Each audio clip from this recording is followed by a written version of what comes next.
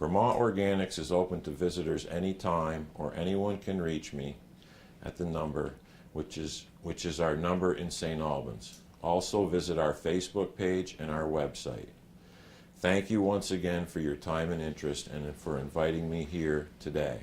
I appreciate it and am grateful to be here. I would gladly field any other questions. And I want to say I actually visited Tim's operation, and it's really fascinating. The greenhouse, I always enjoy being in a greenhouse anyway, but you have greenhouses. So do you want to say just a few words about that Sure. part of your operation? Sure. We have a large greenhouse where we've learned to make these soils and have proven out the soils, and basically we have a program that will pay the farmer at no cost to the farmer, so he can make a reduction. We did do a demonstration of this. Mr. Leland, who you just listened to, was at that. And so we have a way to help a farmer without state money involved and export these nutrients. Right now, we are selling on HomeDepot.com. We are selling to Burpee. Since 1876, they've been in business. We have soils online there. We are about to come online with Ace Hardware, and we are about to come online with Gardener Supply. And it's about farmers not needing anything.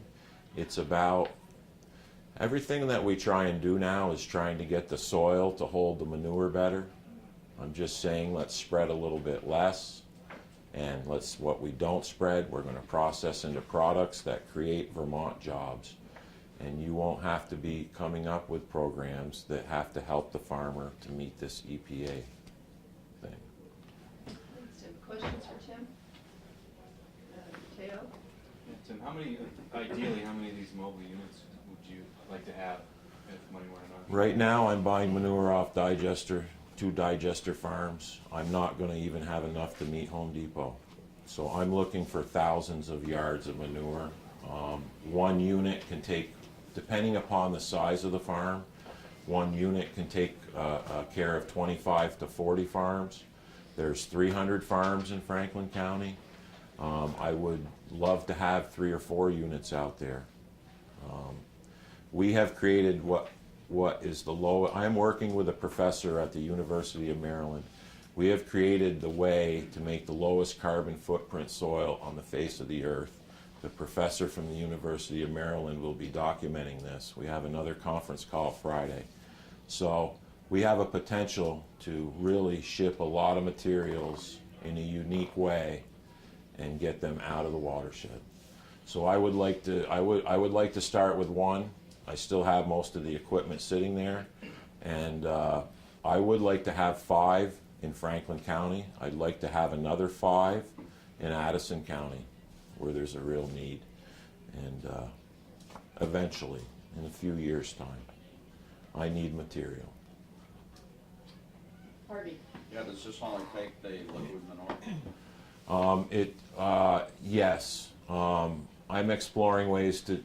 What we do is we go to a farmer's manure pit and we take solids out of his manure. So we take 20% of the volume with us. We put 80% of the liquid back in the pit. So we are bringing back solid manure, and then we process it at our facility. I've had discussions with Norm McAllister and his goat manure, his solids, and other farmers, Teddy Yando, and we would like to take solid stack manure as well, but that is not in the initial thrust of what we want to do. So there's enough phosphorus being retained in the pits to meet the farmer's need for growing their crop? Yes. Okay. Corn likes 8-to-1 nitrogen to phosphorus. Manure is 3-to-1. Farmers apply manure, and at the same time to attain pounds of nitrogen, and depending upon nutrient management plans or other things, sometimes there is excess phosphorus. Hayland would need less phosphorus applied to it than corn, for example, and stuff like that. But did I answer your question? Yeah, I'm trying to understand, you know, because we're talking about recycling this, and we need to recycle it. You know, you're talking about recycling out of the watershed. I know there's a need for phosphorus within the watershed as long as it's at agronomic rates. Correct. So I'm just trying to understand the process. Every farm would be different. Every farm would reduce a different amount. Some farmers may not want to do it at all, but some farmers may want to do it quite a bit. The farmer that I did the demonstration that Mr. Leland came to, he's only milking 50 cows on 500 acres. So if anybody has land base to redistribute his manure, it's this guy, and be a good steward of the land. But he wants to reduce. He wants me there. He's asked me to come back several times. I spent the summer there 2 summers ago. So it's going to be different from farmer to farmer. We had 25 farmers at the demonstration. We had a huge amount of interest. I've got Jack Brigham interested in it, Roland Rainville interested in it. I've had discussions with a couple other 500 cow farms. So it really depends on the time of year. I think we would be doing the most reclamation in the fall, because putting out manure late in the fall doesn't have quite the benefit in the spring that it has when you apply it in the spring for cropping. You know, we lose some over the winter. And so it really depends on each individual farmer, what his needs are. And Yep, so you can apply this to a hayfield as well? the farmer that so we took 20% of the manure out and put it into our dump trucks. The 80% goes back into the pit, and the farmer can use that how he sees fit in his nutrient management plan. Did I answer your question? Yeah, thank you. Will, did you have your hand up? Well, I did, yeah. Tim, just if you could confirm for me that the part of the excess phosphorus loading is coming from imported feed, is that right? Probably, And we've been told that, at least, that, you know, Yes. that corn and grain coming in to the States. Yes. So in some ways, so what you're doing is essentially kind of taking this imported product that's passed through the cow and exporting it back, correct, or exporting it out anyway. correct. Okay. So I guess the question that I have is, with regards to 586, what would you like to see? I would like to see something started on a discussion started about reclamation. Okay. I've written letters to the Ag Department, to Mr. Mears, to Stephen Perkins, and I guess I'm not part of the dialogue right now. Well, all right, so, yes, you are, you're here. Right. So, so with regards to reclamation, you know, I mean, are we talking a credit program? You mentioned the Chesapeake Bay, and we know the problems they've got. Well, there. they've got a nutrient trading there, but I guess kind of what I'm saying is we're kind of in the status quo of coming up with more and more programs to get the soil to hold more and more manure better. Mm-hmm. And all I'm saying is apply a little bit less. They will sell the rest. As far as 586, I'm not very keen on the winter spreading at all. Mm-hmm. And again, I had offered to the Ag Department, the mobile services that they came and saw at a demonstration, that if anybody needed a pit pumped out in the winter, if it can get up into the spreader, it can get up into my system. Mm-hmm.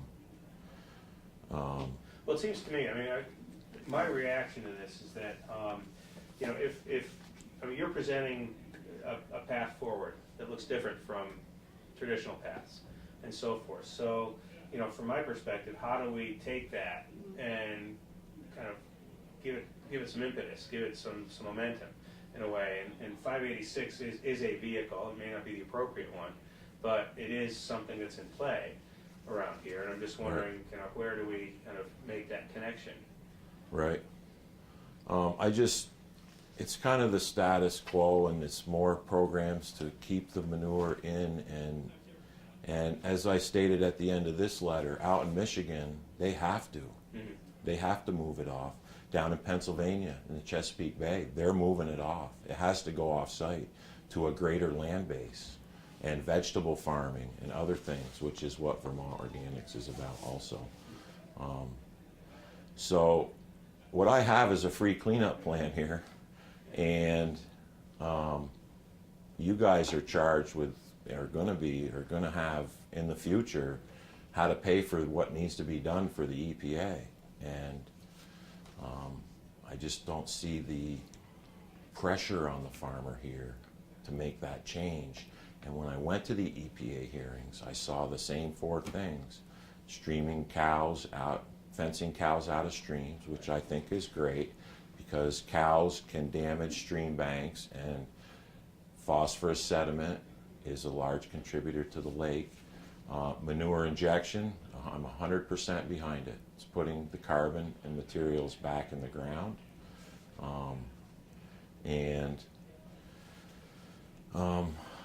I don't see the pressure and the practices that I saw. Gullying should already be, I think that should have been taken care of long ago, to be quite honest with you.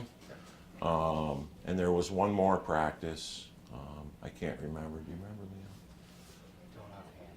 Leo? And again, it's the same thing. I want you to keep in mind, dairy farming has gotten a higher density based on, dairying being marginal. Farms have gotten big. We're seeing farms getting bigger, and so there's more density in some areas with the same land base. And I really think it's important. I am pleased to see in 586 that we will be training custom applicators. And I had a talk with this gentleman right over here, and with GPS, we can track exactly how many gallons of manure are spread on every one of those fields. And when guys like that are doing it with GPS and stuff like that, all of a sudden we're going to see who's got extra manure and wants to sell some. So, I'm sorry. That's okay.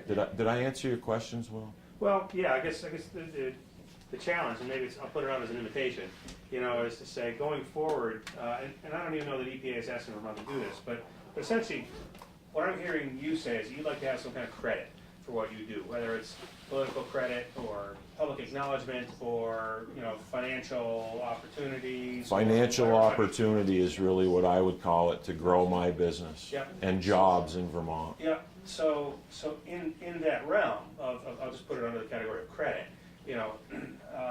How do we take 586 and turn it into something that the EPA will find acceptable? Because part of the science around measuring phosphorus